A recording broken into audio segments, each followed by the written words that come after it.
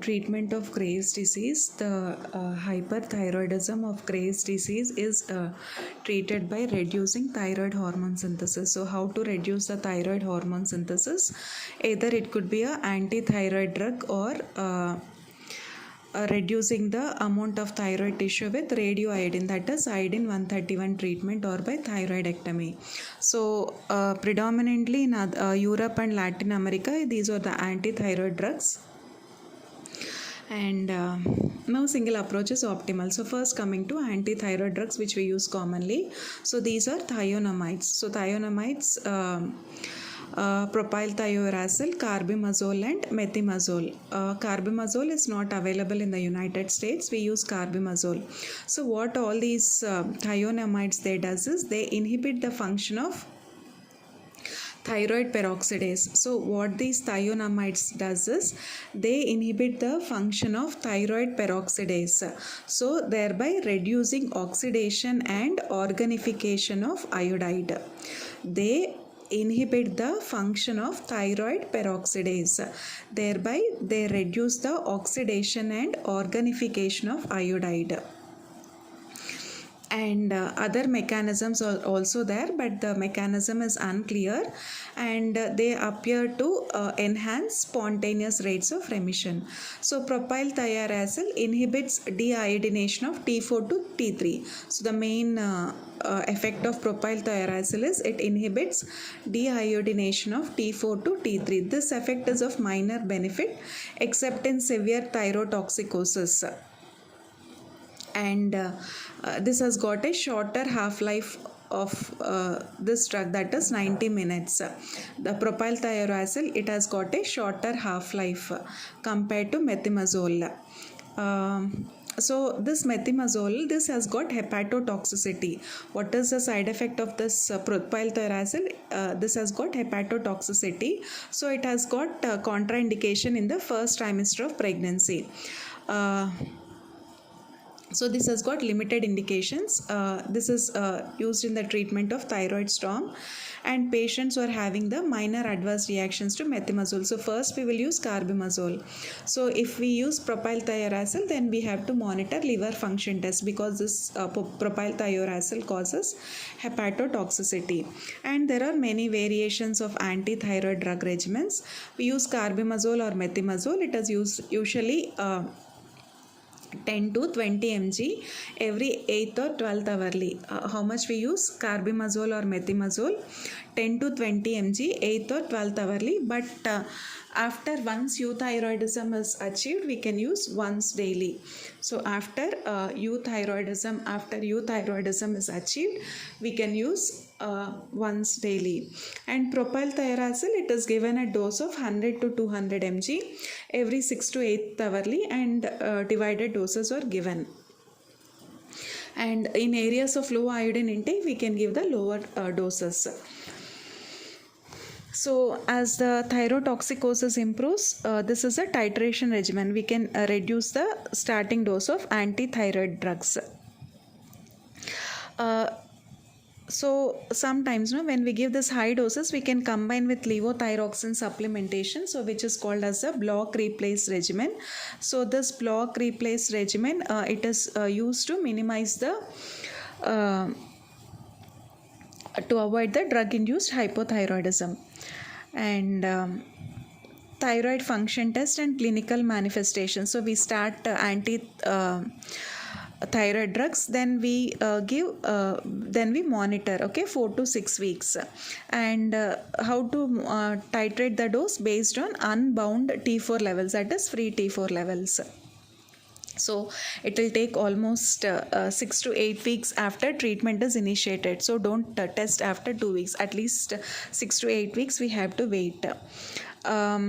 So we have to monitor according to the T4 levels, but not TSH levels, because TSH levels they remain suppressed for several months. And what is the maintenance dose? Maintenance dose we can give 2.5 to 10 mg or 50 to 100 mg of propylthiouracil.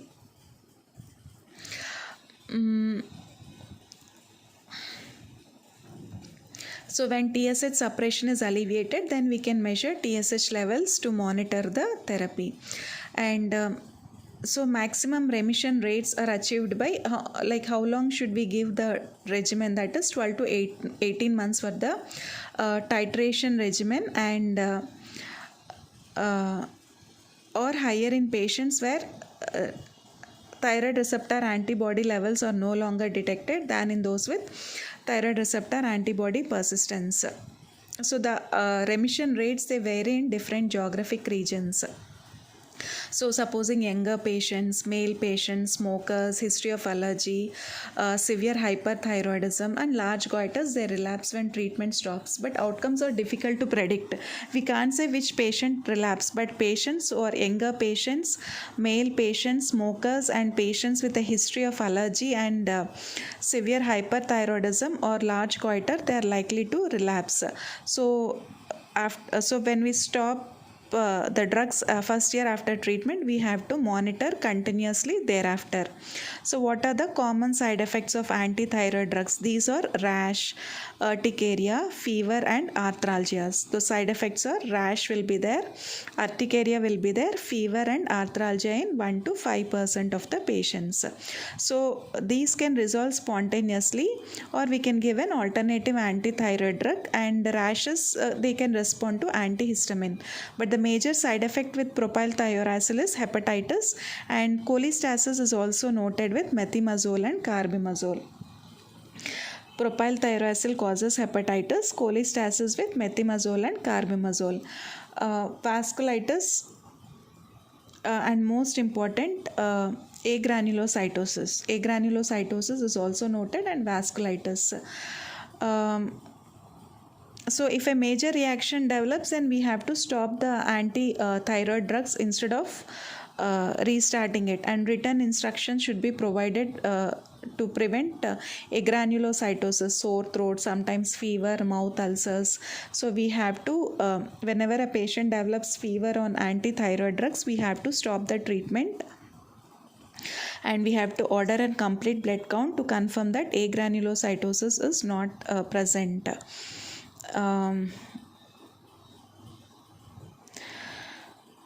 Then we have to give propranolol 20 to 40 mg every 6th hourly we can give. So how much we can give? 20 to 40 mg.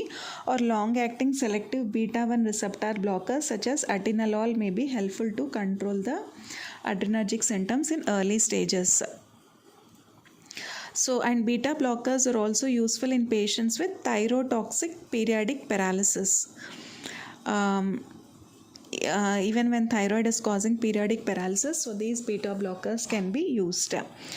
So whenever there is atrial fibrillation, we have to give anticoagulation along with warfarin. And so when hyperthyroidism is controlled, when patients having hyperthyroidism, when they develop atrial fibrillation, so when hyperthyroidism is controlled, there will be a spontaneous reversion to sinus rhythm, and long-term anticoagulation, it is not usually needed. So in thyrotoxic state, decreased warfarin doses are required, but if digoxin is used in thyrotoxic state, increased doses of digoxin are required. So in thyrotoxic state, whenever there is a cardiac failure, increased doses of digoxin is required, and warfarin doses or decreased warfarin doses are required when patients are thyrotoxic.